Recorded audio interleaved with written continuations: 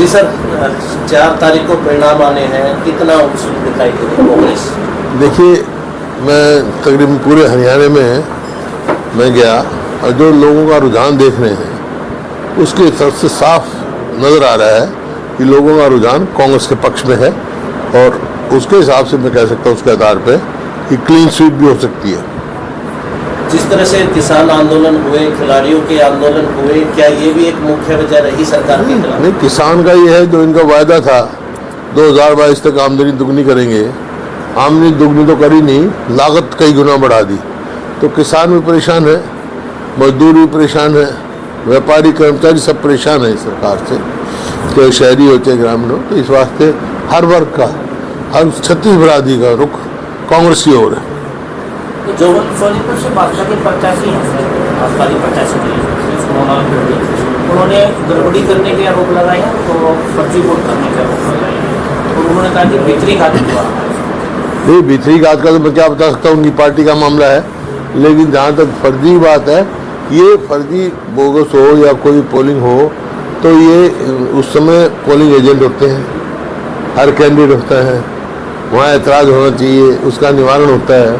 ये मेरे ख्याल में हरियाणा में पहली बार हुआ है जहाँ कोई रिपोल नहीं हुआ पूरे इलेक्शन में, शांतिप्रिय ढंग से हो। ये हरियाणा के लोगों को मैं हार्दिक मुबारकबाद भी देता हूँ, बधाई भी देता हूँ कि कोई अप्रिय घटना नहीं घटी। नहीं, आमतौर पर चुनाव में घट जाती है, बड़ा शांतिपूर्ण चुनाव हुआ है और ये काम तो इलेक्शन कमीशन का है, उसको वहाँ कंप्लीट करनी चाहिए। सत्ता पक्ष होते हुए उनकी सरकार प्रदेश में थी, उसके बावजूद सरकार के अलावा इलेक्शन कमीशन का कंट्रोल होता है, इलेक्शन एजेंट होते हैं, पोलिंग एजेंट होते हैं। उन्हें कितनों ने ऐतराज किया, क्या हुआ कि उसका निवारण इलेक्शन कमीशन करता है, इलेक्शन कमीशन को करना चाहिए। पूर्व मुख्यमंत्री मनोहर लाल खट्टर वो कह रहे कि अधिकारियों ने गड़बड़ी की है, उसी को लेकर 4-5 अधिकारी ऐसे भी हैं जिन पर कार्रवाई हुई है और बड़े स्तर पर जो बदली जो अधिकारियों का ट्रांसफर है वो भी ऐसा है।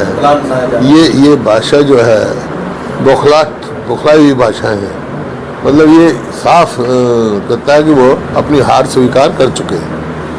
जो ये तो खुद स्वयं लड़ रहे हैं चुनाव, वहाँ कितना पोलिंग एजेंटों का एतराज़ किया उन्होंने, कहाँ किया, किसके यहाँ किया, इलेक्शन कमीशन ने क्या फैसला किया, रिटर्निंग अफसर है, उनको कानून है, कायदा है। पूर्व प्रधानमंत्री हैं मनमोहन सिंह, उन्होंने कहा कि प्रधानमंत्री की मर्यादित भाषा नहीं है, वो अपनी अलग भाषा। देखिए, कोई भी उच्च पद पर बैठा हो तो मर्यादित भाषा तो होनी चाहिए। जब से चुनाव शुरू हुए हैं लगभग 75 दिन का समय है और आज 7वें चरण के मतदान के लिए प्रचार समाप्त हो गए। जिस तरह से भारतीय जनता पार्टी ने 400 पार का नारा लगाया था और पीक को चुनाव जा रहा था, लेकिन आज स्थिति ये है, लोग ये पूछ रहे हैं कि सरकार किसकी बनेगी। नारा तो बहुत आसान लगाना, यहाँ भी हरियाणा में तो 75 पार लगाया था नारा, क्या हुआ, आधी आई। कह चुका हूँ 400 पार नारा, वो तो सबका प्रेरोगेटिव, अपनी अपनी पार्टी के उसकी वो है, कुछ भी लगा सकते हैं। लेकिन असलियत ये है कि साउथ में तो साफ है, नॉर्थ में बीजेपी हाफ है, बीजेपी का गिर गया ग्राफ है। सर, जिस तरह से सरकार अल्पमत में आ रही है और चुनाव के बाद में यदि कांग्रेस केंद्र में कांग्रेस आती है तो क्या हरियाणा में भी जो जोड़ तोड़? नहीं, कोई भी हो कि केंद्र में किसी की भी सरकार हो, लेकिन जो कोई भी सरकार, हरियाणा सरकार अल्पमत में है, इसका कोई नैतिकता के आधार पर कोई सरकार में रहने का कोई नहीं आधार है। मॉरल ग्राउंड्स पे इनको तुरंत इस्तीफा दे देना चाहिए या गवर्नर साहब को डिजॉल्व करके दोबारा चुनाव कराना चाहिए। आप मानते हैं कि समय से पहले चुनाव हो सकते हैं विधानसभा के? तो कराने चाहिए, जब माइनॉरिटी गवर्नमेंट चल रही है तो हमने तो मांग की है, चुनाव कराओ। आप तैयार, कांग्रेस तैयार? हम तैयार हैं। वोट प्रतिशत कम हुआ है पहले से ज़्यादा, पहले से कम हुआ, ऐसा कारण क्या रहा है? गर्मी भी हो सकती है और भी कोई कारण, तौर को तो कोई खास कारण नहीं। सर, जिस तरह से भारतीय जनता पार्टी हमेशा ये कहती थी कि मोदी का मैजिक, तो आप क्या मानते हैं इस चुनाव में वो नहीं चीज? 4 तारीख को पता लग जाएगा। सर, 4 के बाद में तुरंत कांग्रेस विधानसभा के चुनाव में हम तो ऑलरेडी मांग कर चुके भाई, 4 की क्या बात है। तो ये माइनॉरिटी गवर्नमेंट है, इनकी माइनॉरिटी में है government, they are running government in minority, तो they should, governor should dissolve the house, dissolve कर देना। कौन बात रोना आ गया कोई नहीं आ जाएगा, ठीक है, सारे उसमें रुकावट थोड़े पड़ा है, तुम पूछे जाओ। एक सर हर की तरह दिल्ली में अब की बार भी पानी की किल्लत हो गई हैं? पानी की किल्लत है दिल्ली के अंदर।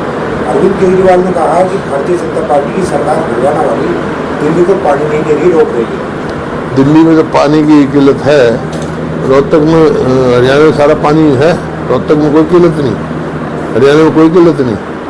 पानी की किल्लत है क्योंकि ये सरकार ऐसी सरकार है अपने पानी का हिस्सा ही नहीं ले सकती।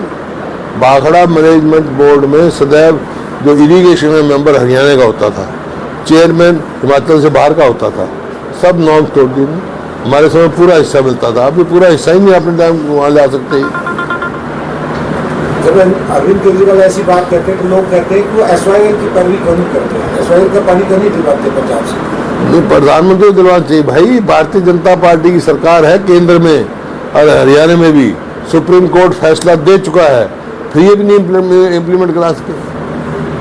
सर वोटिंग के बाद फिर से आपराधिक घटनाएं बढ़ गई हैं, हर हत्याएं हो रही हैं, चोरी लूट हो रही है वोटिंग के बाद 25 मई को। अराजकता फैली हुई है प्रदेश में, कानून नाम की चीज तो है नहीं, कानून व्यवस्था सब चरमरा गई है, अपराध बहुत बढ़ रहा है। ये तो मैं शुरू से कह रहा हूँ, जब भी तो इसको विफल सरकार का मैंने संज्ञान दिया है, ये विफल सरकार है, नॉन परफॉर्मिंग गवर्नमेंट है।